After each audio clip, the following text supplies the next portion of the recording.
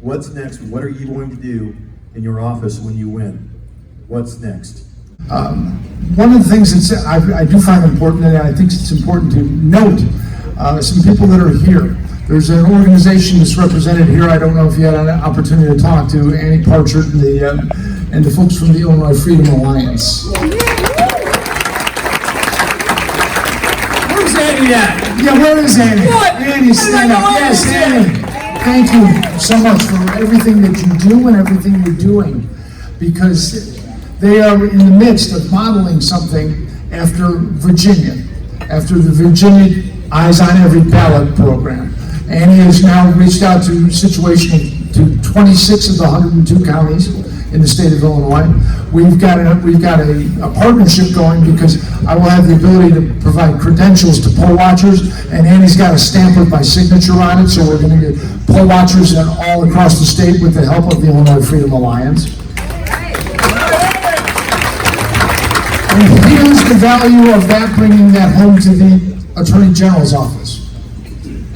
We saw what happened in Virginia with the Eyes on Every Ballot program, right? We had this great outcome for Governor Youngkin, but I don't know that everybody's noticed this, but we also have a new Attorney General in Virginia by the name of Jason Miyares.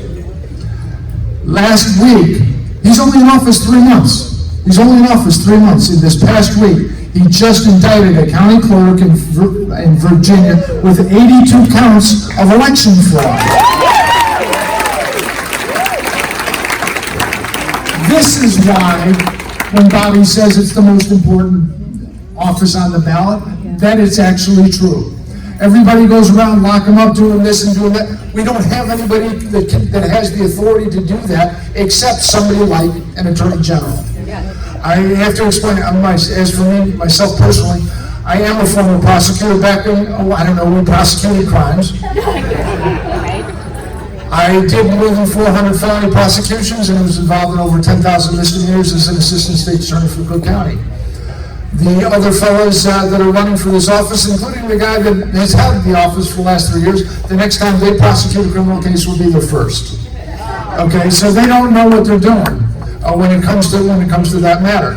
And there are 15 duties outlined in what they call the Illinois Attorney General Act. The very first duty is not to represent the governor, not to represent the government, not the Department of Public Health, not the Board of Education, not the alphabet soup of agencies, but the people of the state of Illinois.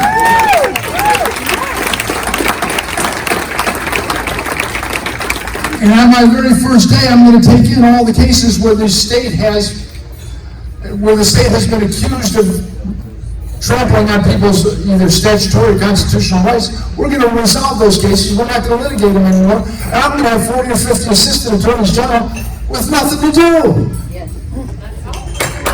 And then we're going to turn them loose to monitor a Kim Fox.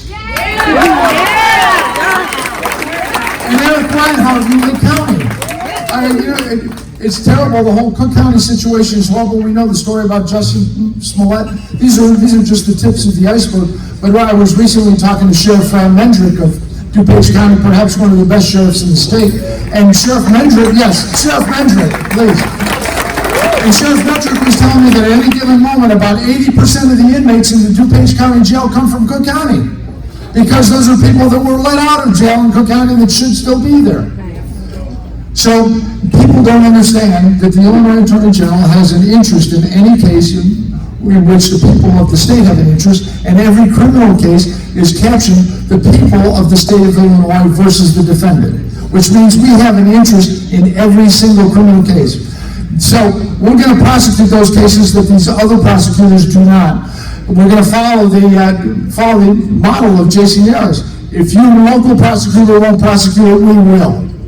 Okay, this is that start.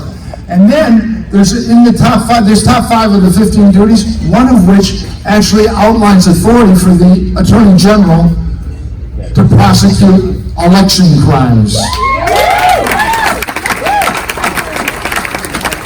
And I know I have to go, but I'm going to give a short thing about my own election experience.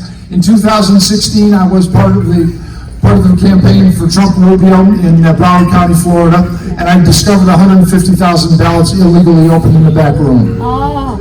In 2020, I spent 5 weeks with the Lawyers for Trump. I went to court with Mayor Giuliani in Williamsport, Pennsylvania. I testified before the Pennsylvania Senate on a variety of more mundane election matters, like 75 voters registered in a building that was set to be demolished.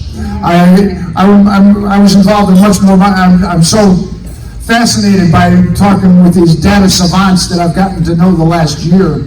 But there's more on the street, terrible things that go on beyond just that. So it's in every nook and cranny that these things take place. And that's where the eyes on every ballot becomes important. That's where eyes on every ballot. Thank you, Annie, for heading that up. And that's going to make a big, big difference. And when we have eyes on every ballot, we're also going to have evidence for what? For the Attorney General to prosecute. Thank you so much. Thank you very much.